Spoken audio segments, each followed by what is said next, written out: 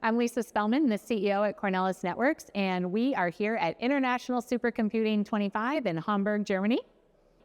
And I'm Mark Nossokoff, Research Director with Hyperion Research, a leading industry analyst market research firm covering HPC and AI.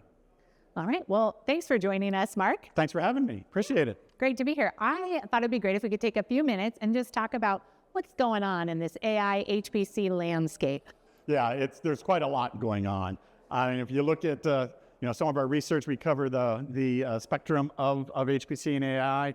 In 2024, we see a total of $60 billion being spent across on-premises and in the cloud, totally for running HPC AI workloads. Okay, I sense this convergence of these workloads, and we hear customers talking about it all the time.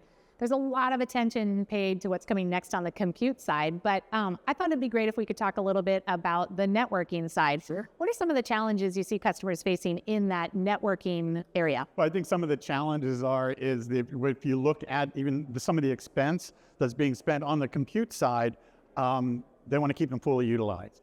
And if you're unable to provide the data and the performance to keep them utilized, they're losing money and just sitting inefficient.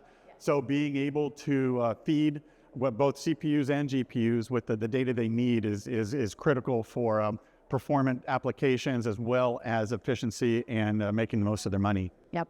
I think that's a great point. I actually feel like we're hearing customers struggling with that in their real world workloads. It's not just a benchmarking thing. Do you agree? I agree. I mean, the benchmarks kind of are meaningless. Within the HPC space, everybody talks a lot about the top 500, which is great for publicity and aspects like that, but users just care about how their applications are going to run. Yes, it's certainly a point of pride, but at the end of the day, they've got to deliver some results. So yes, I can sense that. As you look out into the future, are you seeing areas where the network for HPC and AI converges, or do you see those as really different use cases? No, I think they're related. I won't say they're identical, but they're also not completely independent. There's different requirements placed on it in terms of the size of the data being one of the types of data and whether it reads and writes and that sort of a variety and a diversity of workload. But so the network has to be able to accommodate all that diversity. Mark, I'd love to get your opinion on the enterprise market. Do you see the on-prem or kind of on-prem and colo use cases, do you see those growing, or do you see enterprises moving more of their AI and HPC work to the cloud? There's a combination of it. It's not anymore, the conversation isn't on-premises or cloud. It's now on-premises and cloud. And cloud. And okay. cloud. And, there's appropriate workloads to be done with in either environment. And the key is going to be how the applications can be portable and migratable and independent and transparently on the environment. Okay, so growth either way, it sounds like. Yes. So just recently, we launched our CN5000, which is our 400 gig end-to-end network that's designed specifically for HPC and AI workloads, and that's part of the reason we're here. Is there anything about the CN5000 that struck you as being particularly useful for these workloads or for our customers? Yeah, so the workloads, the areas and the benchmarking that I've seen and have visibility into are in some key markets and key workload areas: the manufacturing, climate, life sciences.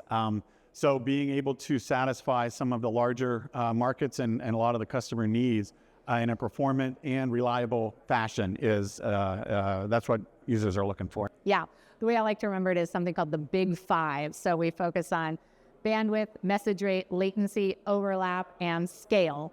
And we think if we can deliver on that, customers should be pretty happy. Yeah, that's true. And a lot of, if you look back, you're trying to optimize in X number of areas, it's tough to hit all of them and optimize all of them. So if you can hit as many as you can, that's critical. Yeah, well, we like hard goals.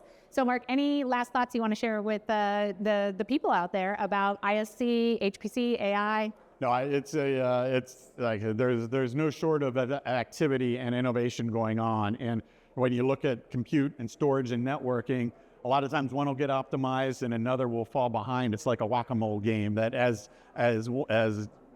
one bottleneck comes up, you hit it, and it's about providing a solid balance between the compute, networking, and storage. And so The emphasis on getting the network right and being able to feed the CPUs and GPUs their data is critically important. Great. We're ready to whack that mole. Great. So, all right. Well, thank you for joining us, Mark. It was great to have you here. Thanks for having me. I appreciate it.